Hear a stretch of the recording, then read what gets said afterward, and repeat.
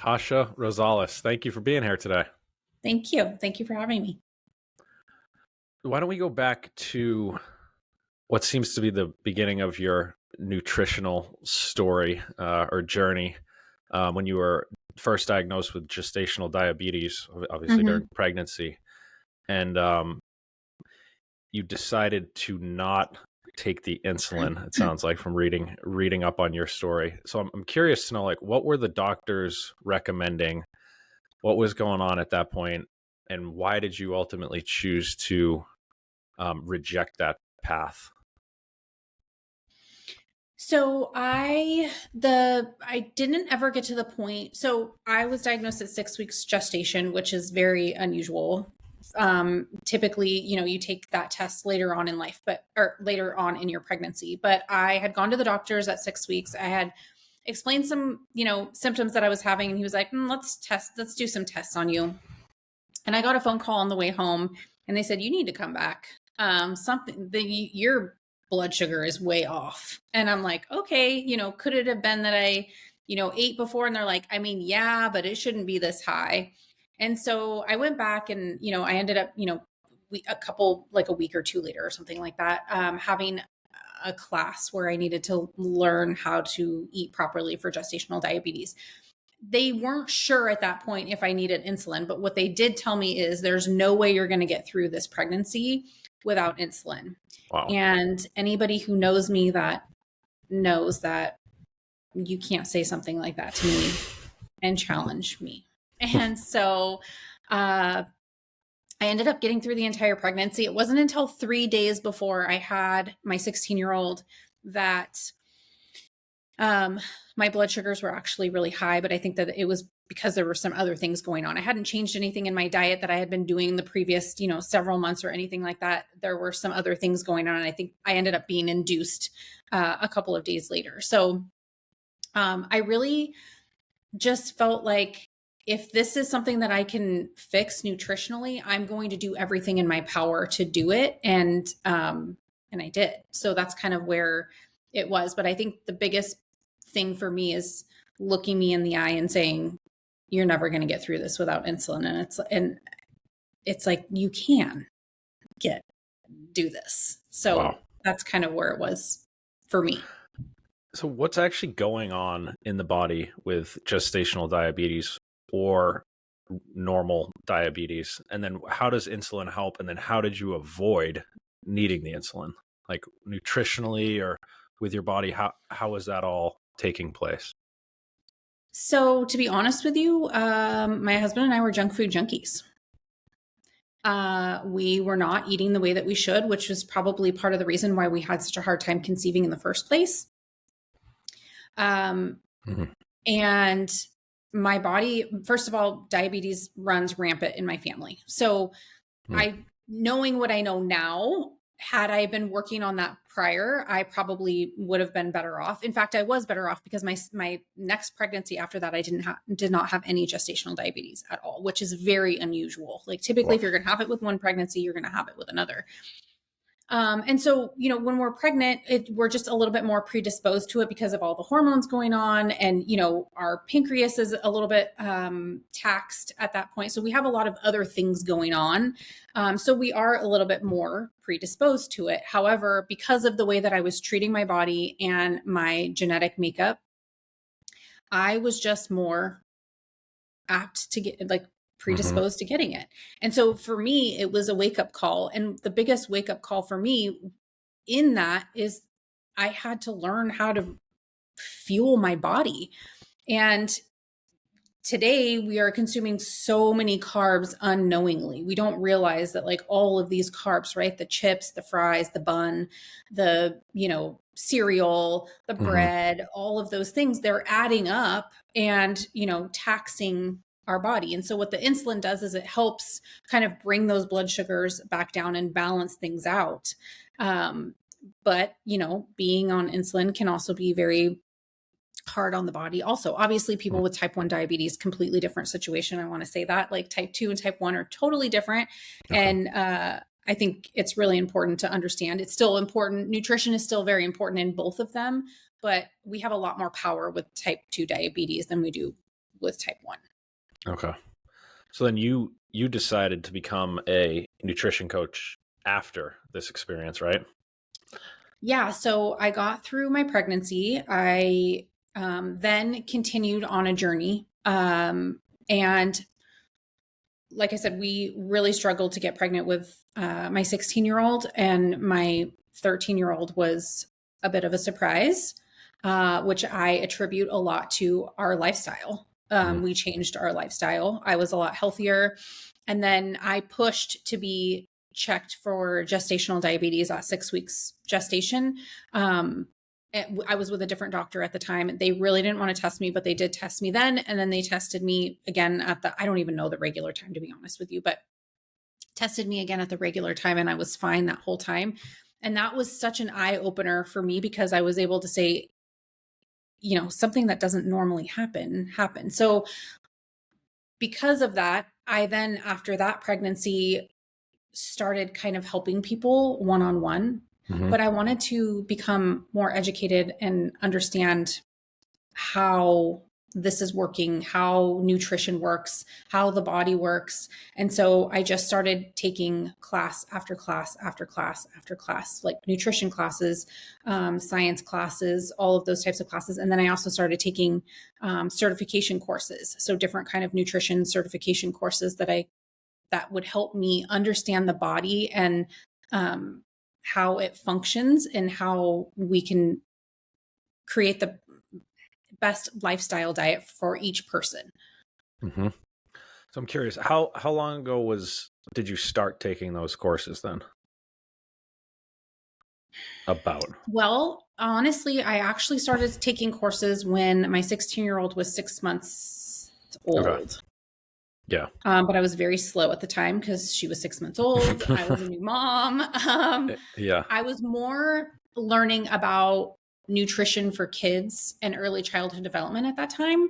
I was really, really interested in learning how nutrition affected her. And then I couldn't leave her. So I ended up staying at home. I was working in the medical field at the time.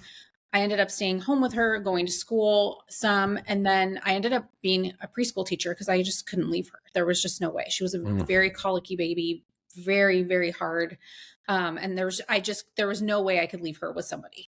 So I ended up becoming a preschool teacher. And then here comes Kendall. Well, this gave me the experience of seeing how certain kids ate and how their health, were they sick all the time? Did they have temper tantrums all the time? How can I help Kendall in this exact same room, my now infant, lead a healthy life where I could actually be at work and not have to constantly be leaving because she was sick, as well as Cadence, my older one. And so this is kind of why I was working full time. I was a mom, and then I was going to school to kind of learn about all of these things and how I could best help them lead the healthiest life they could. So I want to talk quite a bit about nutrition with kids, but I wanted to ask you one follow-up about your nutritional classes certification. So that was about 15 years ago where you started that. I'm curious, has anything changed in your original certifications courses that you would think is now incorrect over those 15 years? Honestly, I tell people all the time that sometimes I feel like in some of these classes, even like college courses or certifications, I feel like sometimes I've almost wasted my money because I've learned the same thing over and over and over again. And it's basically that, whole foods, the balance of those whole foods and how they affect the body are all very similar. Like, cut out the processed foods, eat whole real foods, drink lots of water, like all of that stuff, no matter where you get it, is all very, very, very similar. I think the only thing that's changed is how people talk about it. So instead of like the whole person nutrition, I feel like was more past, like, this is just how you eat. Now it's, well, this is going to help you with your hormones, and this is going to help you with diabetes, and this is going to help you with your mental health, and this is going to help. It's all actually the same. Like, You want to eat lots of nuts and seeds. You want to eat lots of leafy greens. You want to eat a decent amount of protein. You want all of those are very similar in everything, every single class, course, everything that I've taken. Hmm. Gotcha. So let's talk about kids a little bit then, because you've got increasing obesity in kids. You Mm-hmm. have I'll just name a couple, and you can add to the list in any way you want. But you have food allergies. Um, you have the ADD thing. You have behavioral issues. Um, how do you parse out all those issues that seem to be increasing in kids from like a nutritional perspective? I think that we are so uninformed about how to feed ourselves that we are basically just surviving to feed everybody instead of taking a step back and saying, if I just took a little bit of time to prepare this, that, or the other, then this might help these things. And there are plenty of people out there that help specifically, children specifically with, different things like autism, ADHD, and helping Hmm. with their nutrition and seeing a big difference in those behaviors.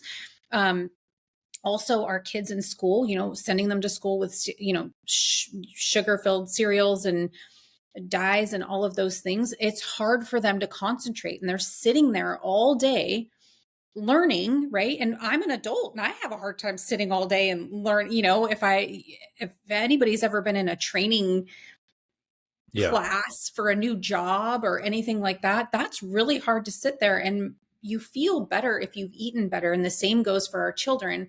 And I remember one mom in the preschool that I was working at for a little while, she said, well, I just don't feed them as well as I feed myself because they're kids, right? Like their kidneys and their livers, they're all fresh and they're filtering things out better than mine would. And I'm thinking, no, we have to Hmm. foster those organs now, right? We have to foster those organs because, the cancer rates are going up, for young people. We have Hmm. to really fuel them in a way that's, going to help them learn, have the best mindset when they're at school. Our kids need to be pooping. That was one of the biggest reasons why we continued on our journey. My 16-year-old was not pooping. Um, She would love to hear you talking about this now, I'm She hates sure. when I talk about it. She's like, "Did you just say on social media 16. that I didn't used to poop?" I'm like, "You were 5, you're 16 now. Like, you were 5 when we finally got you consistent. You're good."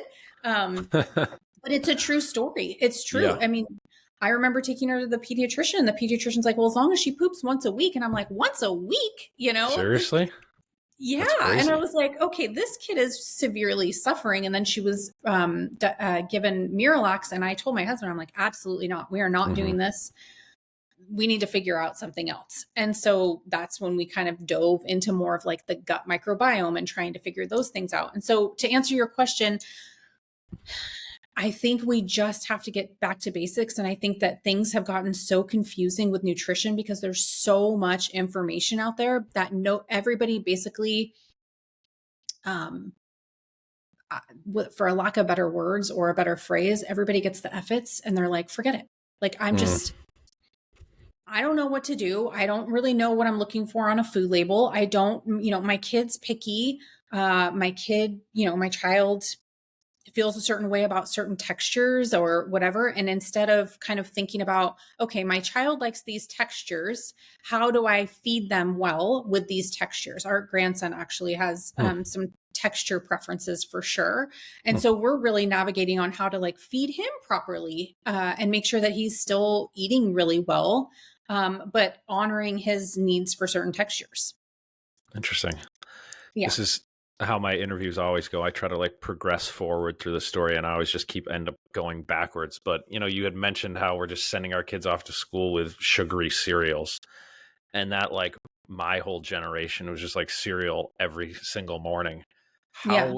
How did that happen? It's so obviously not the right way to start a day, Yeah. nutritionally. How did we end up there? That I was mean, the right thing to do or the accepted thing to do? I think it was the accepted thing to do. So historically, I mean, there's a little bit of controversy around this. Historically, we weren't really eating a ton of breakfast. If you watch, we weren't as humans. We just, we were getting up and, working, doing not the way we work now, like active working. Right. Women were at home and they were sending off the kids, and maybe they were eating breakfast, but they were eating something a little bit more nourishing. If you watch, a great documentary to watch or show to watch is The Food That Built America. And they talk about the timeline of cereal and how it progressed over time. So like Kellogg, he was like a doctor, and he felt that you needed like a fiber filled something to eat breakfast. But then Post came along and started adding sugar to the cereal. Well, his cereal tasted better. So then Kellogg's added sugar to their cereal, right? And so then it's been this sugar argument for this long period of time because they wanted their cereal to taste better, but really it was intended to be a fiber filled breakfast, which we do need lots of fiber, right? We also need protein, but the fiber would have been a better option than the sugar at this where we're at now. And so I think we just progressed, and then, food marketing really focused on sugar for a very long time. Food marketing was like, drink your soda for that boost of energy, have the cereal in the morning to get you out the door, all of these things. And we're learning now that like, that's not what we should be doing, especially because we are not as active as we may have, as some people may have been back then, right? We're sitting at desks as opposed to whatever those jobs were before, or the moms, right? I mean, stay-at-home moms, we are very, stay-at-home moms, that's a job in itself, right? We are very, very, very busy, but many of us moms are actually sitting at a desk working now, and don't have the ability to be up moving around. So why do I think it was healthy? No. Did it serve perhaps a different purpose back then? Maybe. I don't know. I don't know what the intention was, but regardless, like, I don't think that was the answer. Yeah. What if you go through the last 15 years or something, looking at nutrition for kids specifically, what are some of the trends you're seeing that are bad, and what are some of the trends you're seeing that are good? How are things progressing over the last few decades? Convenience. I think that convenience has just, that's the negative, is that it's about convenience, but also we've been so, because we aren't aware, or we're blindly just buying what we call food, right? Pop-Tarts, cereal, processed, ultra processed foods. We just kind of are training our kids to eat that way. When, if you look at studies of animals, people, anything, we don't actually naturally go towards sugar filled foods. We don't actually naturally go towards those foods. There's which book is it? I think it might be The Dorito Effect. Oh, wow. Like that title. Yeah. Where they talk about how they feed certain animals something completely different from their diet, but if they have what they naturally go for over here, they will go for that before they go for this. A lot of times. And so I think the negative part is that we have seen an increase in convenience foods, right? So just making things easier and more convenient. And unfortunately, those have negative health effects. We are going to see more of that in 2025. I've been, doing some research, and we are going to be seeing more convenience in 2025. We are going to be seeing a lot of push for protein in 2025. So protein's, getting its glory day right now, which is great. Yeah. There are other aspects to our nutrition that we need to pay attention to, but the food companies know that they are going to be marketing towards protein. So whether it's a good option or not, it's going to be very focused on protein for many people, for children, for adults, whatever it is. I think the positive thing is that people are waking up and understanding that there are things in our food system that we should not be consuming, that may have been recognized as, generally recognized as safe. And while that might have been generally recognized as safe, we have enough evidence now to understand that some of those ingredients are not actually generally recognized as safe anymore. Some of them have been removed. Some of them I think are going to be removed in the next several years. And I think that people are aware of that. And I really think that that's going to be really helpful and pivotal in the future of our nutrition, our kids' nutrition, everybody's health and wellness, really. When you're saying there are some foods that we thought were safe that we're going to find out or we're finding out aren't safe, seed oils is the one that comes to mind for me. Mhm. Is that one you're referencing, or what other foods are you talking about, or ingredients? So seed oils are really interesting because, as you know, I'm sure it sounds like, there was a study done back in like, I don't know, the 70s sometime, Hmm. maybe early 70s, late 60s, or somewhere in the 70s.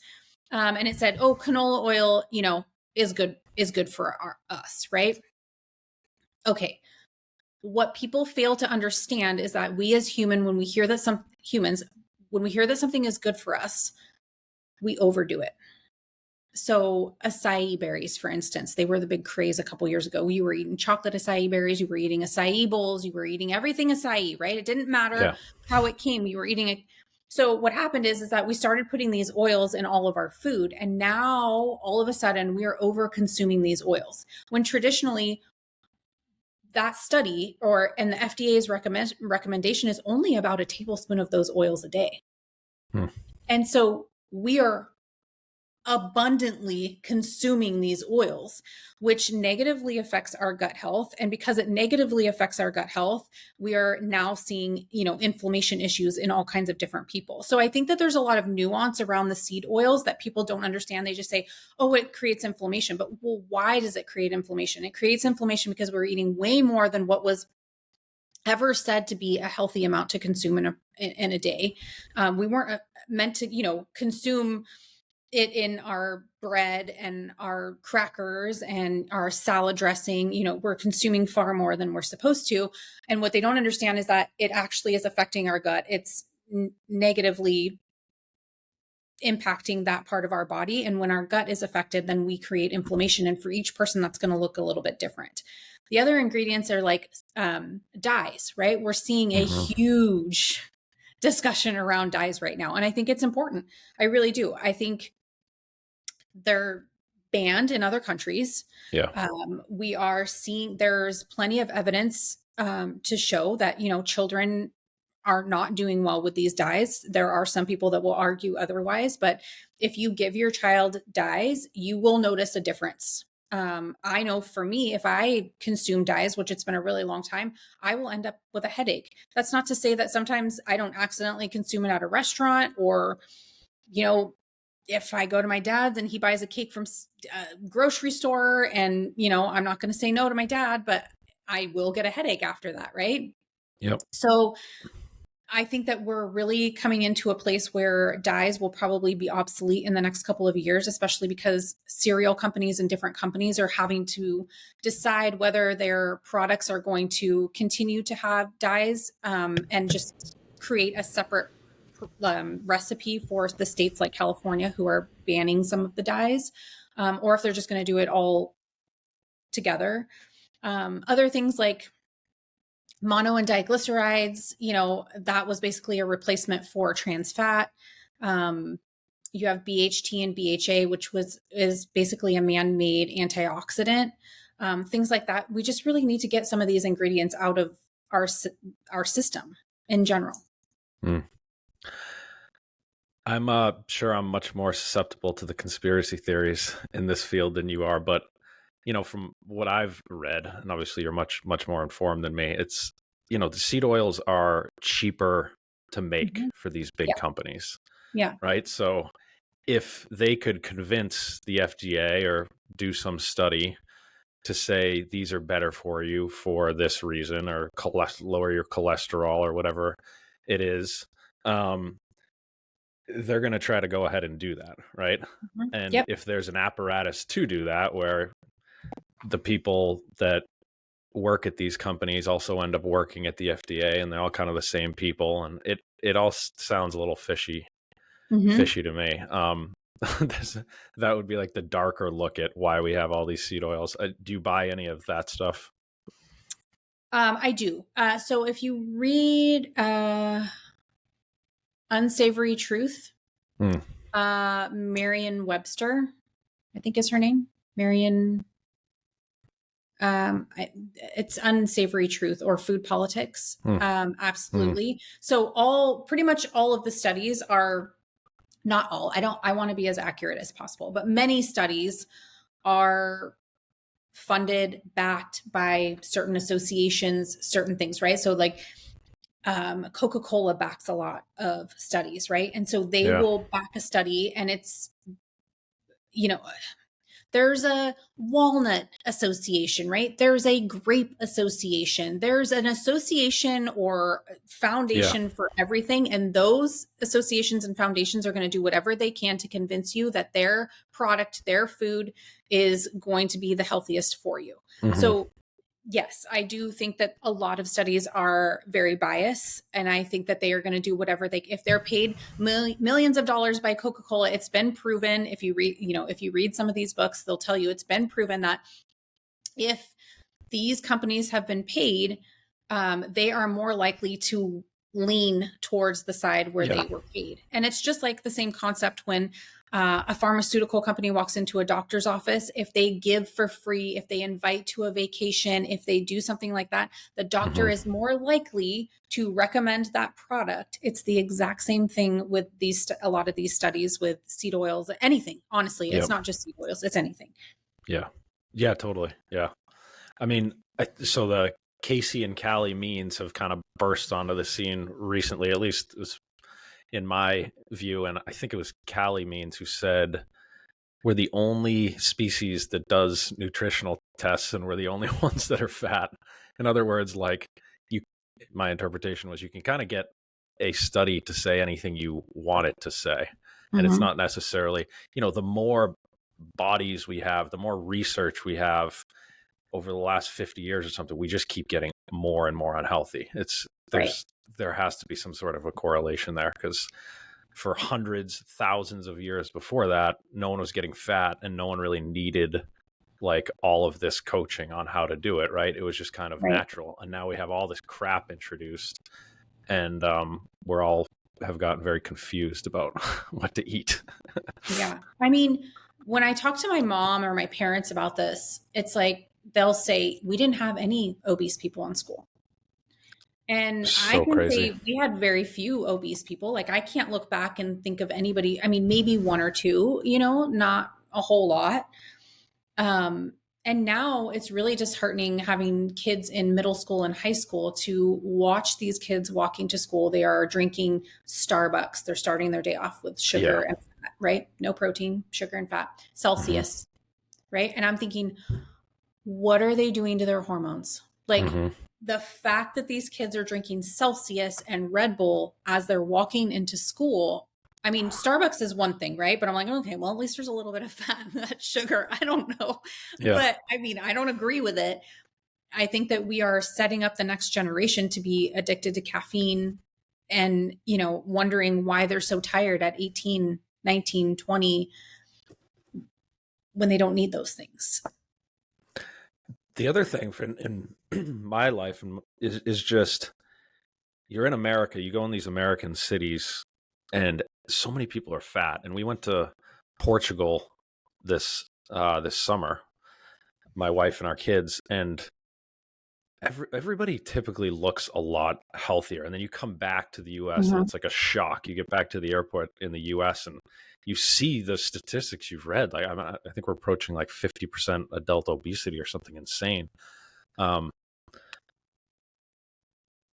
what do you think's happening there? What is this particularly worse in the United States? And if so, why? So we went likewise, we went to Spain in 2022. Hmm. I noticed the difference in people and their size. I noticed that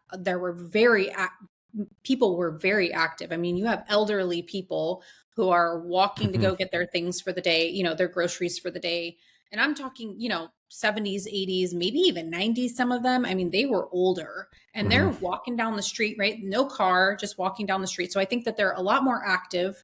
Yep. Um, I do I did get to go. So, when you travel, a lot of times they kind of try to keep you in where the tourists are, right? So you go to the grocery store that you think is the grocery store, but it's not really the grocery store. So we actually did a cooking class and we got to go to a local grocery store, Cool. actual grocery store. What a difference from what you were seeing as a tourist. Like, Hmm. so different. Everything was fresh. We walked in, there was, I mean, just fresh eggs sitting, Not in the the fridge. not in the fridge. That was They a were big like, one I noticed. yeah, they were sitting. The pictures I got were absolutely incredibly beautiful.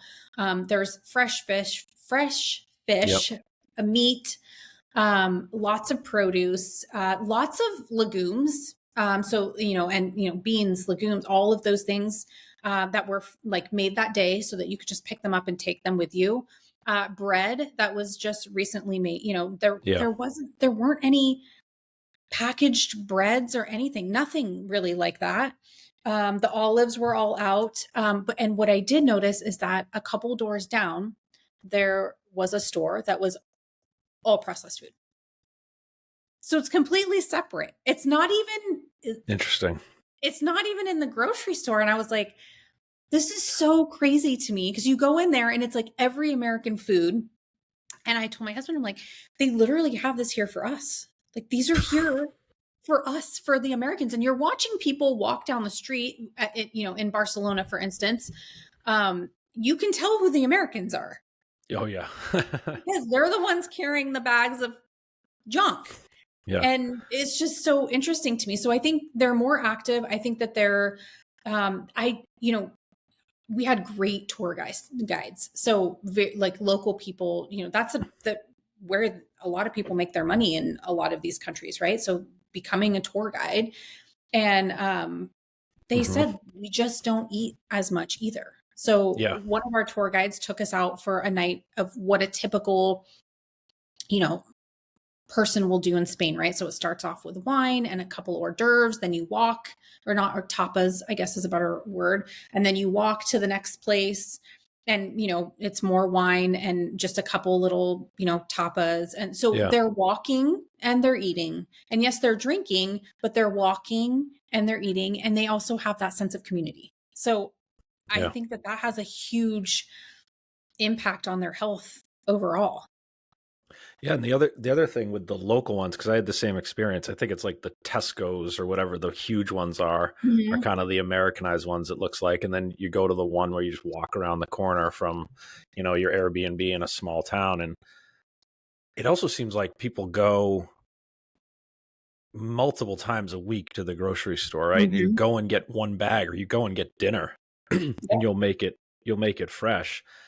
And then in the US, you like maximum want to go once a week, or you're kind of failing. Like, oh, why am I back here at the grocery store, right? And that's Mhm. kind of it's tied to the convenience thing. Like our shelf life in the US, all of our stuff, the breads last forever. Yeah. Right? Like it will never get moldy. And then Right. you make your own bread, or you buy fresh bread and it's moldy in 3 or 4 days, and you compare the two, you're like, wait, what's happening in that sliced bread? How does it Right. never get moldy, right? And so we Right. we just buy 7 to 10 days worth of stuff, and it all needs to basically not go bad. Mhm. And versus go to buy your ingredients for dinner and cook it. Mhm. It's a way different approach. It is. I agree. What's really interesting is that when I was growing up, my parents were divorced, but when traditionally, my dad's house, my dad at their house, they went to the grocery store more often. It was almost Hmm. sometimes daily, where they just went to go get their ingredients Hmm. for the meal, right? So Hmm. to what you're saying, it's like, yeah, why aren't we doing that? Why aren't we just going to the grocery store and deciding might actually save a lot of money, because you're buying all this food and you don't even know if you're going to feel like cooking one night, So it's like Yeah. you waste Yes. a lot. Very true. Yeah. I wanted to ask you, the way I view it, there's different categories of bad foods. There's the crap. So you said you were a junk food junkie. Like, I think at this point everyone should know Doritos and M&Ms aren't good for you. It's just like pure junk food. Yeah. I don't think they're being sold to you as healthy. So No. you got junk food, but then you've got this other category which I've kind of been recently discovering through, the help of people like you, which is Mhm. like eating stuff that's billed as good, but it isn't. Mhm. Um, something like whole wheat crackers we have on our shelf right now. They're like organic whole wheat crackers. So you just look at the front of the box and you're like, sure, what a great alternative to chips or something if we're going to make chips and guac.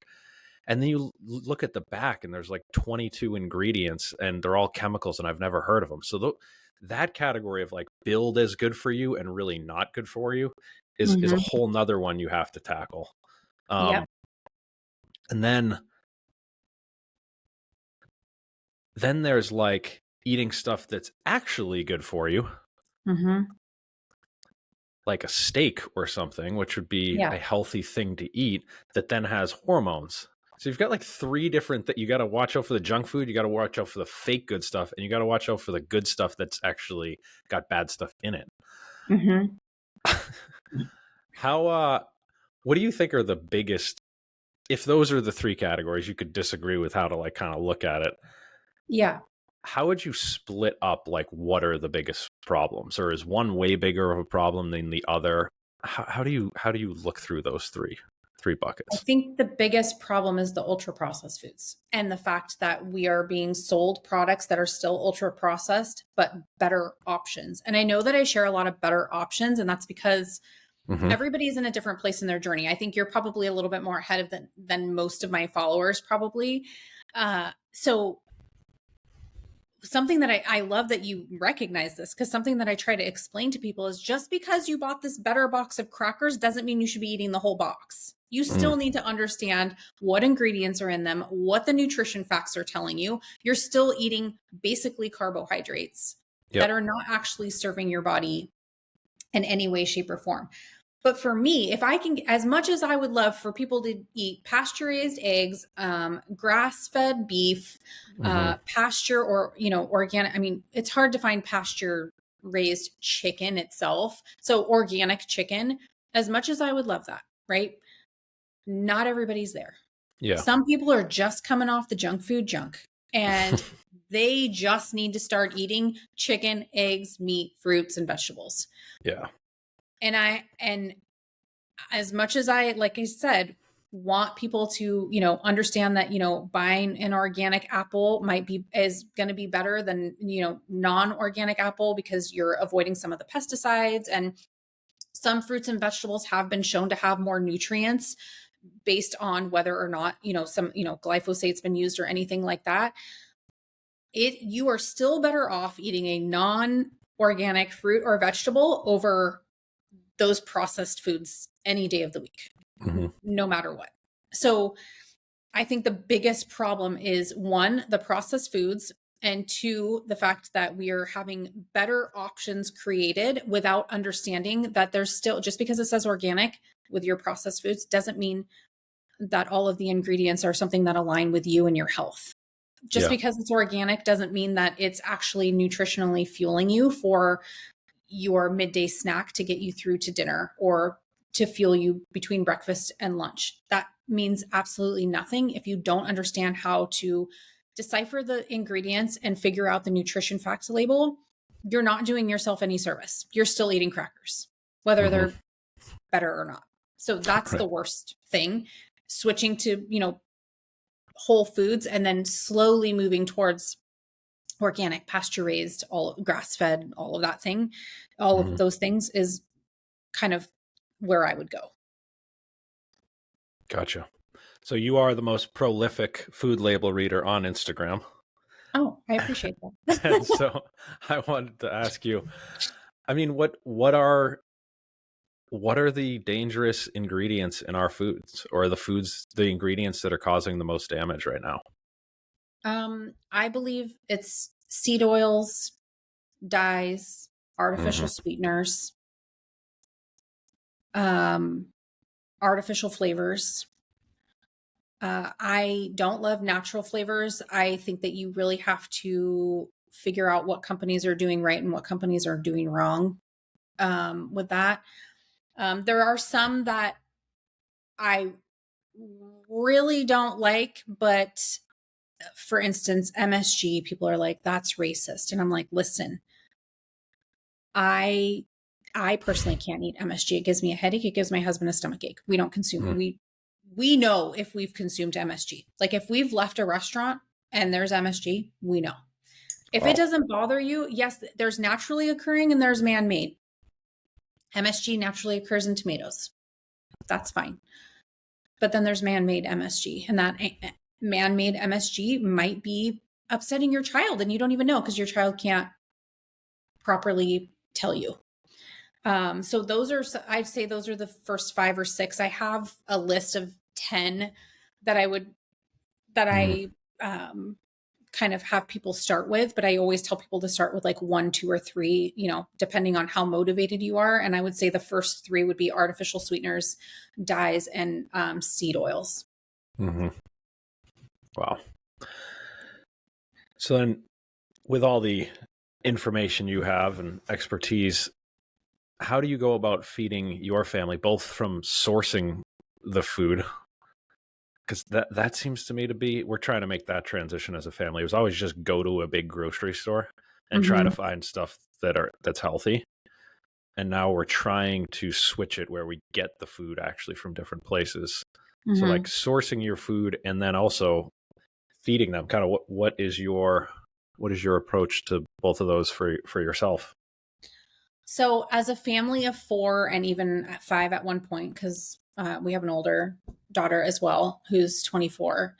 Um, it's I found that those vegetable boxes and things like that didn't work for us. So that's why we Okay. still shop at the grocery store. It's like you get it and it's like there's 2 apples. Well, I eat alone an apple every single day. So that's not going to work for me, right? Like I need to be able to say, okay, this is what I'm going to buy. So that didn't necessarily work for us. So we get our fruits and vegetables at like our local Whole Foods. I live in Mm-hmm. Northern California, so we have Apple Hill here, which can be really, really helpful. But also a lot of people would say, well, that's not affordable, right? So going to Mm-hmm. pick your own apples, not affordable. Blueberries, not affordable. All of those things, possibly not affordable.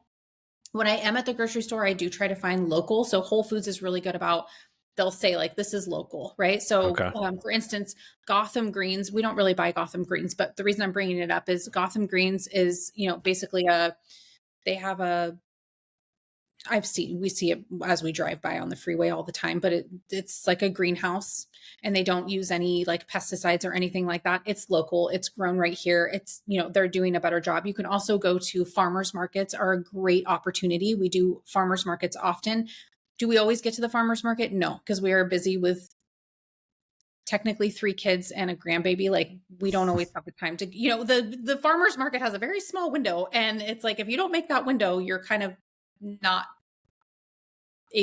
that's you're screwed for the week. Yep. So we used to put a lot of pressure on ourselves to go to the farmers market, but sometimes we just cannot get there. And that's just has to be okay.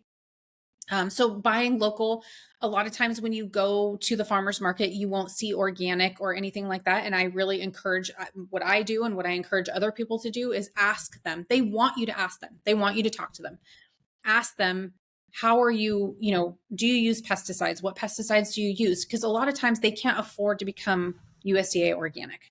So it's not that they aren't doing the right things. It's that they just can't afford to become USDA organic. So I always say, start with your farmer's market. If a box of fruits and vegetables works best for you, go with the fruits and vegetables with the box. It didn't work for my family. So we either do farmer's market or grocery store. As far as meat, I'm finding chicken to be very, very, very hard. Like a Mm. box that actually I can't remember what the company is, but they sell pasture raised chicken. They're always sold out. Like you can't get it. Wow. We do have it at our local grocery store from time to time, which makes me feel really good, but I need more consistency. Like with a family in sports and my husband and I both own our own businesses, I unfortunately don't have the time to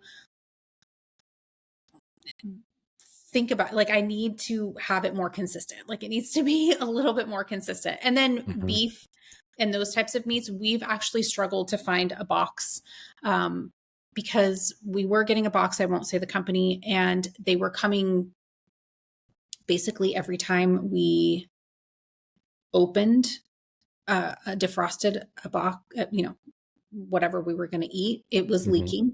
And my Oh. husband wouldn't eat it. He was like, this is disgusting. I'm not eating it. Mm-hmm. They were also sending chicken at the time, which was really convenient and nice. But because of how much they freeze it, when they throw it in the box, I think it tears. Oh. And it just was not a good fit for us. So we are actually on the path to finding something different. So if you're looking for that, look for grass-fed, grass-finished, look for pasture-raised if you can, and organic if you can. Mm-hmm. Now, when you're dealing with grass-fed, if they're 100% grass-fed, grass-finished, you're probably, a lot of times you'll notice they don't say organic. And that's because if you're eating the grass, they can't guarantee the grass is not sprayed with glyphosate, right? So when you see Yeah. organic, it's like likely that they were supplemented with something else most of the time. I see. Interesting.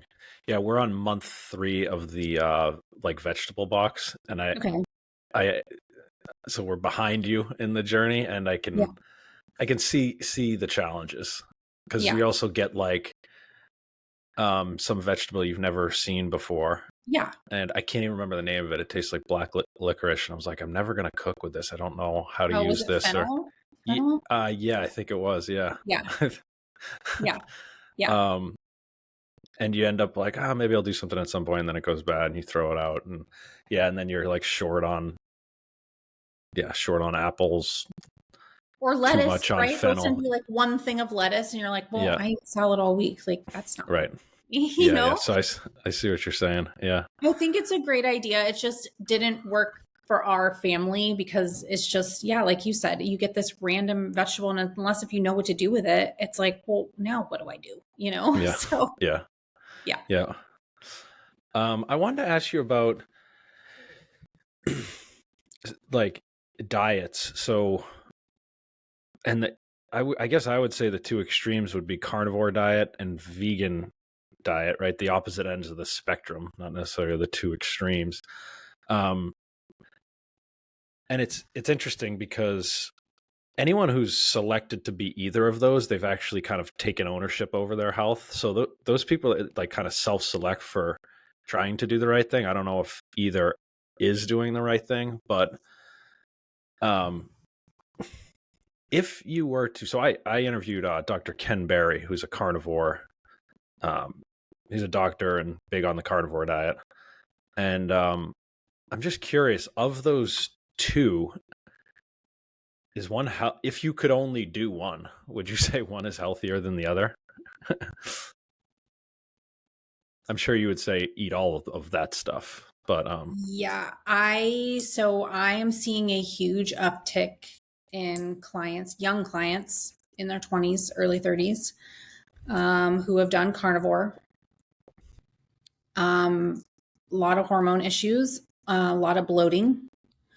I'm seeing a lot of issues. And I think that what's missing is fiber. Remember, I told you protein's getting its like glory right now.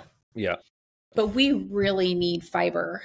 And mm, I think that there's a lot of fiber, at least the way that people are doing it, that is missing. And remember what I said in the beginning is that everything I've learned in every single course, class, everything that I've ever done, it all kind of boils down to the same thing, like protein, fiber, healthy fats. And there's yep, a big piece missing there, right? Then there's veganism, which I have some clients who are vegans. I also have some clients who have stepped away from veganism because they, realize that it doesn't work for their body. And I think yeah, again, then we've got the fiber. We've got the fiber down, but then we're missing there's two things with the veganism, right? So there's one, there's a lack of protein for a lot of people. And yep. two, a lot of people think just because it's vegan, it's healthy. So like Oreos, right? So I find that out of the two, I guess if I had to choose, now that I'm talking it through, if I Put you had on to the choose spot. one, yeah, if I had to choose one, it would probably be carnivore. And the reason is because most of the time when I work with people who are vegans, there is a high intake of ultra processed foods because they're vegan. Yeah, yeah, And that is one of the biggest struggles I have when, and I'm never judging my clients. Like I am always open and wanting to, guide them in the best way that works for their lifestyle. But because of the question, I would say I would probably go more carnivore, because if you think about it, those people are really avoiding those ultra processed foods. Yeah. They're committed, right? They're Hmm. committed to the protein, they're committed to the dairy, and they're committed to small amounts of, different, there's like specific fruits, I think. Right. Yep. Whereas veganism, I struggle a lot more there because there's so many more options Hmm. that are Yeah. not necessarily in line with what I think contributes to a healthy diet. Interesting. Yeah. I think I want to ask you maybe two more questions. So you focus on work with women in particular, it looks like. Is that right? Yeah, most, yeah. So are there different nutritional needs for men versus women? So, a lot of us are in families, we have kids, daughters and sons, husband and wife. Are there different things we need just based on our bodies and body types? I think that men traditionally need more calories, more protein, those, right, but I think that's something that's missing and misunderstood for men, is that we really do have to foster the gut microbiome with fruits and vegetables, but they do need that kind of added Hmm. protein overall. Like for instance, my plate it method that I talk about in my courses and things, or with my one-on-one clients, is basically it's just kind of shifting the plate it method, as opposed to saying, oh, men need more of this, women need more of this. We really need all of like the plant fibers, we need the proteins, we need the healthy fats, we need the water, we need the stress relief, we need all of those things as humans combined. Yeah. And really focusing on maybe adding a little bit more protein for men, but focusing on the nutrient density of your food is really going to help with testosterone, your mental health, right? So feeling well enough, your Hmm. energy, and really getting people to move more. If you have a specific need as a male or a female, like you're a male who wants to build more muscle, then yes, a man needs to, build this, that, or the other. But traditionally in everything that I've learned, it's really the same basic concept. We just might have to tweak things a little bit more for men as opposed to women, but that also depends on activity level. So Yeah. you and your wife are both non-active and this is your diet, right? So we might not be upping too much here. On the other side, if you guys are more active, yeah, we might be upping the protein for you more Yeah. than good for your wife. So Yep. I think that's the hardest part for me on social media, is everything is so nuanced. Like there's Yeah. no Yeah. definitive answer. And I feel like with like the conspiracy theories and things like that, not to say that I'm not part of those, because I definitely have my opinions. I don't always talk openly about them, but I'm Hmm. always learning, understanding, and trying to figure out what are the most accurate of those types of things. And really what we go back to is it depends on your lifestyle and what works for you. I have clients that are in their 70s. I can't help them and guide them the same way that I would help you or maybe a 20 something year old male. Yeah. Yep.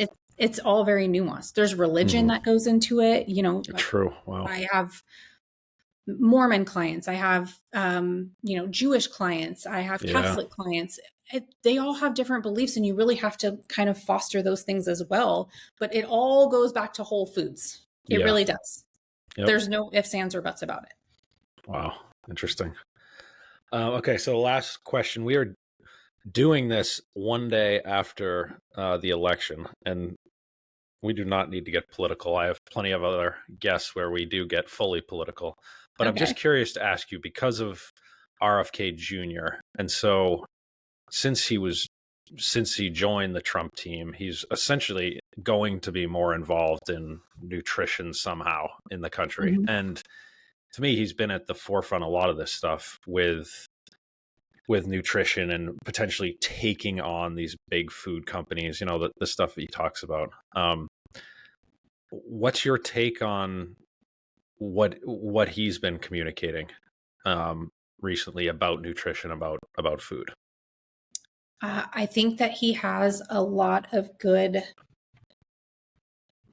I think he has a lot of good to bring, and I'm hoping that his extreme passion is able to shift some things a bit. I don't know Hmm. that they necessarily have the power to shift everything, but I'm really excited to see some of the shifts that are being talked about. Yep. Like food dyes and things like that. I would really like to see some of that. I love the fact that they're talking about taking some, in other countries, they don't have pharmaceutical commercials. They don't talk about cancer constantly on commercials or anything like that. I'm really excited for something like that. We need to pull Hmm. that back because it's constantly in our face and in our minds, and something that I feel like we almost kind of manifest. As far as some of his, vaccine stuff and things like that, I'm not sure that we're going to do away with them, but I hope that there's more options, more Yeah. free will to do what is best for you and your family and your child, without messing with their education, your child's education or anything like that. I feel like we can make, based on my age and understanding how the government works and things move very, very slowly, my Yeah. hope is that he is going to be influential enough to make some baby steps in some very important issues. And that, somebody like him being so close, that we might be able to make a difference with food, with Yep. how maybe there's better education out there. Maybe we're providing, better options out there. Maybe some of the things are, removed at a higher level than just a state level. Yep. So that's really my hope for him. I'm really hoping that he can make some very important statements and important movements that will Hmm. help move the needle in the right direction. I mean, 4 years is not a lot of time, so I don't want to Yeah. feel like I'm sucked into an overpromise. I want to be realistic about what my expectations are, and my expectation is that he's very passionate, he's very extreme, and I do think that he will make some pivotal changes in our Yep. system.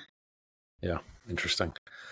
Well, Tasha, thank you very much for joining me today. I mean, it was fascinating. I'm going to send people to your website, which is Okay. wellnesshomemade.org, and I'm going to send Mhm. people to your Instagram. Anywhere else you want me to include in the show notes here?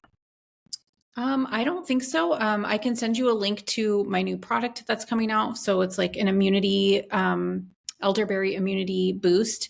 Cool. Instead of making your own elderberry syrup or having to buy it at very expensive rates, I've created a powder that's coming out in the next week or two, I hope. So you can, Awesome. send people that way as well, which is, Yes. I can send you the link for that. Send that to me, and I'll include that as well. Yeah. Well, thanks a lot for taking the time, and good luck fighting the good fight. Yeah. Thank you.